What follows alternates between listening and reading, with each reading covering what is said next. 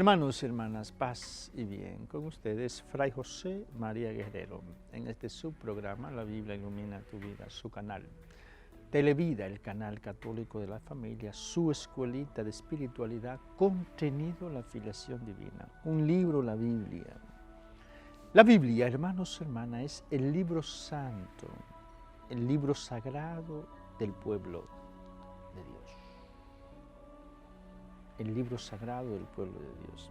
Nuestros hermanos musulmanes tienen el Corán, los hermanos hindúes los Vedas. Nosotros tenemos, junto con los judíos, la Biblia.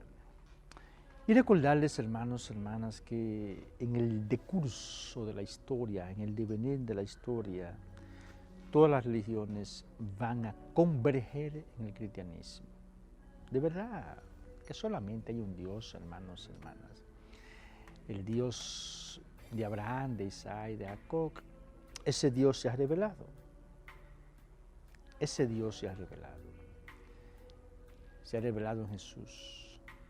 Y una vez que el Dios verdadero se ha revelado, bueno, ya, solo existe un Dios único, verdadero, que se ha revelado. El Dios uno, al mismo tiempo trino, Dios Padre, Hijo y Espíritu Santo. Si nosotros tenemos este libro santo que es la Biblia, hay que leer la Biblia, hay que estudiar la Biblia y dejar que sus valores nos penetren, dejar que los valores que nos presenta la Biblia determinen nuestro ser. Porque la Biblia es un libro revelado, la Biblia nos dice cuál es la voluntad de Dios sobre nosotros. Dios nos ha dado un código, nos ha dado los 10 mandamientos. Luego Jesús lo resume en el amor, amar a Dios, amar al prójimo. Y todo esto lo encontramos en la Biblia, el libro de los libros, el libro santo, el pueblo de Dios. Y es sumamente importante, hermanos y hermanas, estamos insistiendo en nuestro programa sobre este concepto del pueblo de Dios. Nosotros los cristianos, hermanos y hermanas, somos el pueblo de Dios. Y este tiempo de la globalización, que yo lo veo como un tiempo de gracia, hermanos y hermanas, es un llamado a la unidad. Ya decíamos y seguiremos diciendo que las religiones deben converger al cristianismo, por la razón de que solo existe un Dios y el Dios verdadero se ha revelado. Y todos los cristianos que no son católicos deben converger hacia el catolicismo. Hacia el catolicismo. La verdad de las religiones está en el cristianismo. Y la verdad del cristianismo está en la Iglesia Católica. Jesús fundó una iglesia, no varias iglesias. Tú eres Pedro y sobre ti edificaré mi iglesia. Y la misma naturaleza de Dios, hermanos y hermanas, que es uno, exige un pueblo, no 2 pueblos de Dios, 3 pueblos, un pueblo de Dios. La globalización es un llamado urgente a la unidad de las religiones en el cristianismo, la unidad de todos los cristianos en la Iglesia Católica. O sea, la globalización es un llamado a la unidad de todas las religiones en el cristianismo y la unidad de los cristianos en la Iglesia Católica, la iglesia que fundó Jesús. Tú eres Pedro y sobre ti edificaré mi iglesia. En una ocasión, y creo que cumplió años, Martín Lutero dice, una evangélica con mucho orgullo, hoy nace Martín Lutero, como ha nacido Cristo, como el gran reformador del cristianismo. No, hay 1500 años de historia antes de Martín Lutero, del cristianismo. Vamos a borrar todo eso.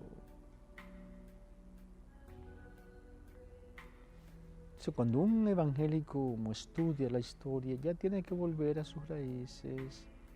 Somos una familia, tenemos una historia, tenemos unas raíces. Y no podemos decir como que la autenticidad, aquí el gran error de los protestantes, la autenticidad, el cristianismo más puro está en Martín Lutero, o lo inició Martín Lutero. El cristianismo más puro que le quitó a la iglesia, al proyecto histórico de Jesús, santidad. El cristianismo más puro que le quitó los sacramentos, la apostolicidad. No, por favor. Hay que estudiar la historia, hay que estudiar los fundamentos.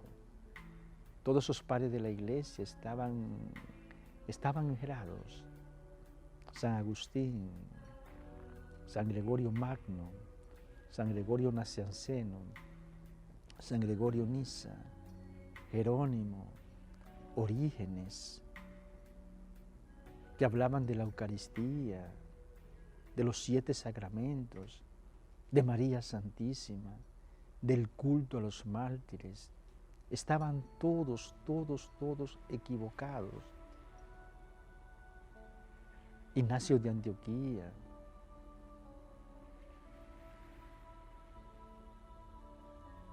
Los hermanos evangélicos vuelvan a sus raíces, vuelvan a la Iglesia Católica. Bien, hermanos, hermanas, y volvamos al libro de los libros, que es la Biblia. Este libro debe ser fundamental en la educación del pueblo de Dios. La Biblia debe ser fundamental, el libro de los libros, en la educación del pueblo de Dios. Insistimos en los padres católicos, en los jóvenes que se casan por la Iglesia Católica. Eduquen a sus hijos con los valores del libro santo del pueblo de Dios. Debe haber, y esto como un imperativo categórico, en el lenguaje kantiano, un imperativo categórico, los papás deben educar a sus hijos con los valores del libro santo del pueblo de Dios. Me repito, los papás católicos deben, con un imperativo absoluto, un mandato, educar a sus hijos con los valores del pueblo santo, del libro santo del pueblo de Dios, que es la Biblia. La Biblia ilumina tu vida. Hoy tenemos el Salmo 33 que estamos comentando, el verso 8. Salmo 33, verso 8 dice: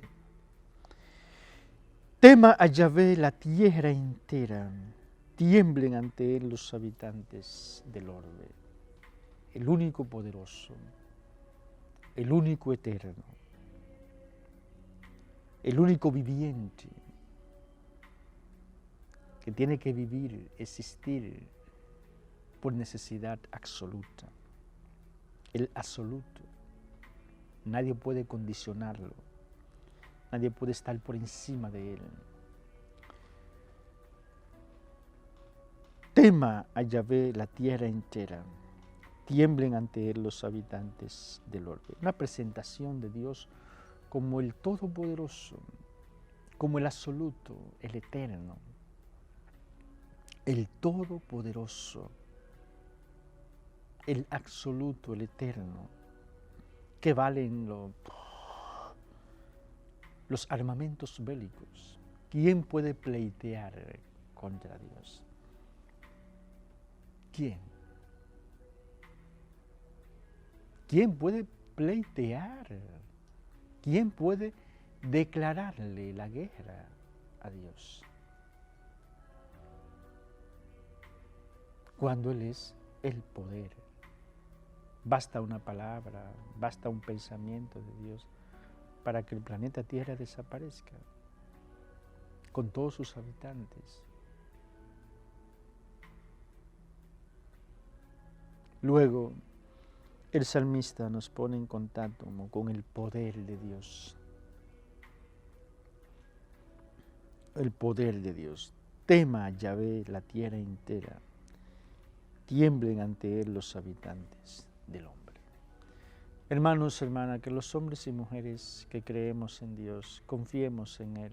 No hay que tenerle miedo. Él es el poderoso, el grande, el único, el eterno. Pero Él es nuestro Padre. Él es Dios con nosotros. Amémoslo con todo el alma, con toda la fuerza, con todo el ser. Él nos protege. No hay que tener miedo. Dios el poderoso está con nosotros. Hagamos, hermanos, hermanas, esta oración de la filiación divina. Vayamos creciendo en la conciencia de que somos hijos e hijas del Todopoderoso.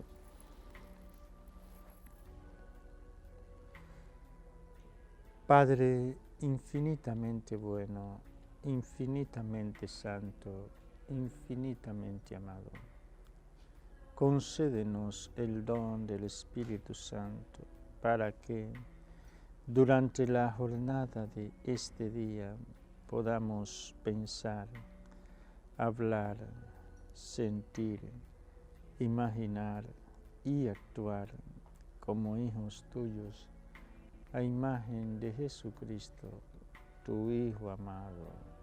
Amén.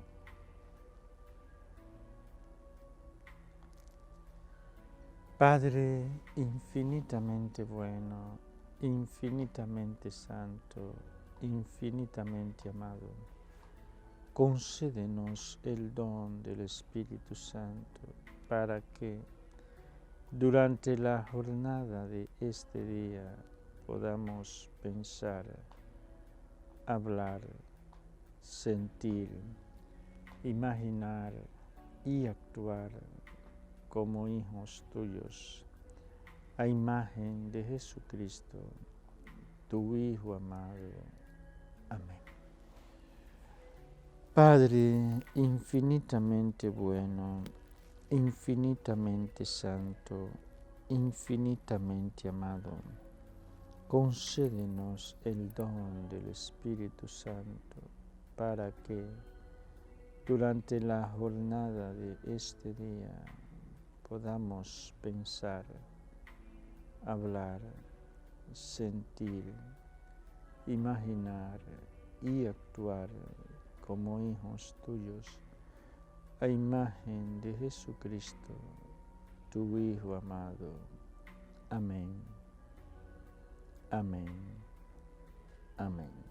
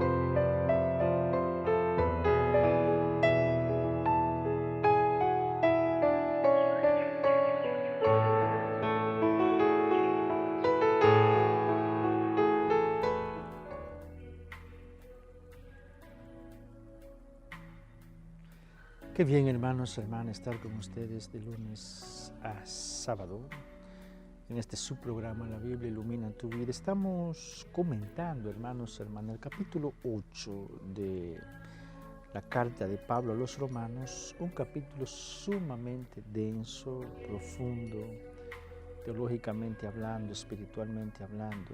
Y siempre de la teología se infiere, ¿verdad?, el quehacer pastoral, pastoral, esta relación entre teología y pastoral. La teología ilumina la pastoral y la pastoral, ¿verdad?, ilumina también la teología. Y de hecho hay una teología pastoral. Bien, hermanos y hermanas, estamos en este verso 9, una doctrina muy de Pablo, también aparece en los Corintios. Somos templos del Espíritu Santo. Templos del Espíritu Santo, del Espíritu de Dios. Y hablábamos ayer, hermanos y hermanas, de que no debemos ensuciar, profanar el templo de Dios. El templo es sagrado. Pensemos a Jesús, el único momento en su vida histórica, en sus 3 años de misión, que Él se llena de una santa ira, es precisamente cuando ve que el templo de Dios, templo material, es profanado.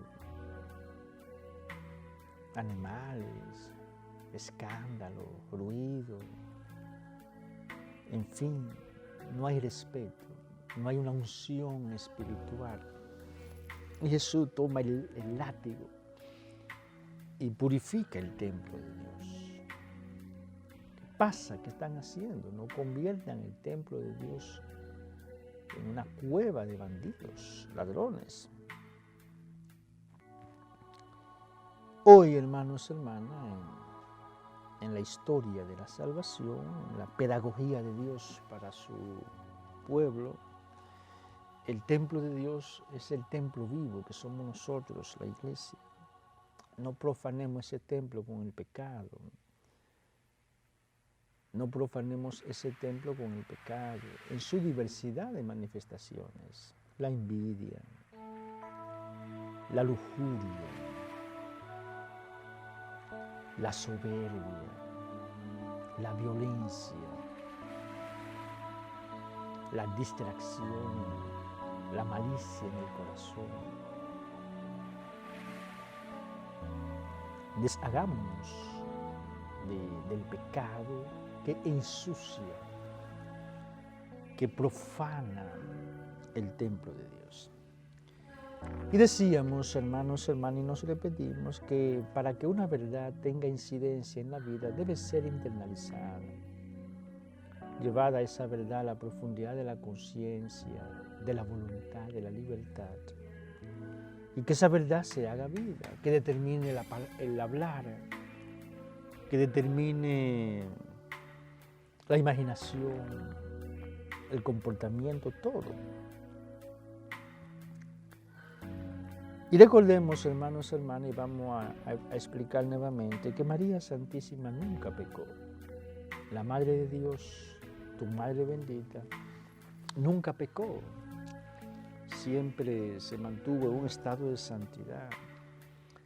Y aquí nuevamente, hermanos, hermanas, hago alusión a nuestros hermanos evangélicos que han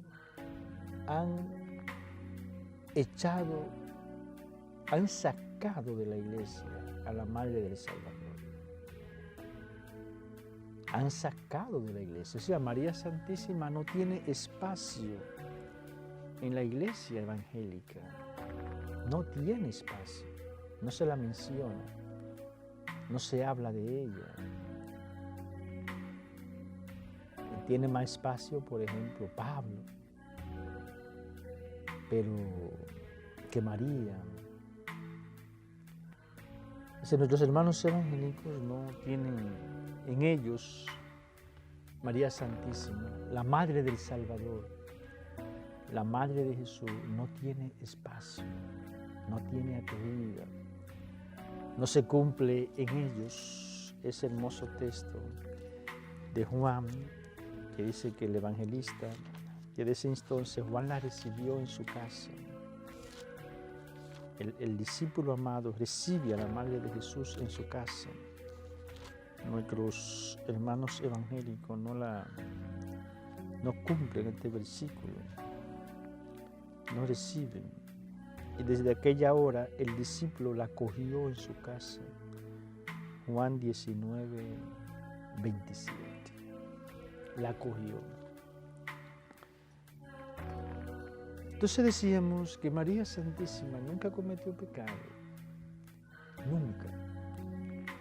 Y ya en el siglo IV hay una oración bajo tu amparo, apareció en Egipto, que ya los cristianos del siglo IV rezaban esa oración. Entonces eso es lo que uno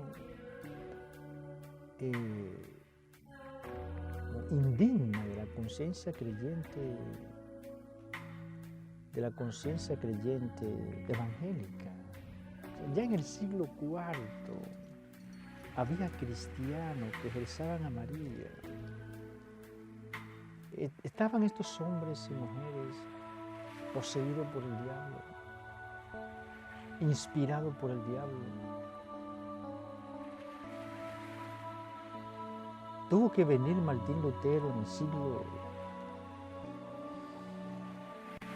XV, siglo XVI, para decirle que no se puede rezar, aunque no, Martín Lutero nunca habló mal de la Virgen, eso abrió la puerta, pero no. Entonces, hermanos, hermanas, oremos para que nuestros hermanos evangélicos vuelvan a sus raíces y amen a la Madre de Dios y vengan a la Iglesia Católica, donde la Madre de Dios tiene su espacio. Una razón, volvemos ya a nuestro texto, de que somos templo del Espíritu Santo, una razón, hermanos y hermanas, que siempre explicamos de por qué María nunca pecó, era por la conciencia que ella tenía de su ser agraciada, de su ser elegida. La conciencia que ella tenía de haber nacido sin pecado, por eso es tan importante, hermanos, hermanas, como la conciencia. Porque decimos la conciencia determina la conducta. Entonces, repito, una razón por la cual María Santísima pasó por este mundo sin pecar era la conciencia que ella tenía de su estado de gracia. Nace sin pecado, agraciada, recibió el vestido de la santidad desde el primer instante de su concepción. Y si ella recibió el vestido de la santidad y es consciente de haber nacido sin pecado, ¿por qué ensuciar el vestido? La peor locura que nos puede pasar a nosotros es pecar. La peor locura que nos puede pasar a los creyentes es pecar. Sobre todo esos pecados mortales y mantenernos en ese estado. Porque pecamos y nos arrepentimos. Todos pecamos, yo peco. Pero como decía San Juan, San Pío de Pietrelcina, acudamos al baño del alma. De la conciencia que tenía María de su estado de santidad, de su estado de gracia. Alégrate María, llena eres de gracia, llena eres del Espíritu Santo. La lleva a ella a no pecar, no ensuciar el vestido. Recuerden el ejemplo que siempre pongo. En una ocasión predicaba yo sobre esto, sobre la impecabilidad de María, sobre su estado de pureza permanente. Y había una niña en el auditorio, llamo a la niña, niña, ponte de pie. Si tu papá y tu mamá te regalan un hermoso vestido, ¿tú lo ensucias? No. ¿Por qué no lo ensucias? Porque es un regalo. Interesante, la niña no pensó como en ella, en lo hermoso de su vestido, sino pensó en quién se lo regaló. Papá y mamá. Por eso no lo ensucia, porque es un regalo. Entonces tratemos esto a la conciencia de María niña, de María adolescente. Su vestido, que no es un vestido físico, es un vestido espiritual. Es el vestido más hermoso que adorna su existencia, la santidad.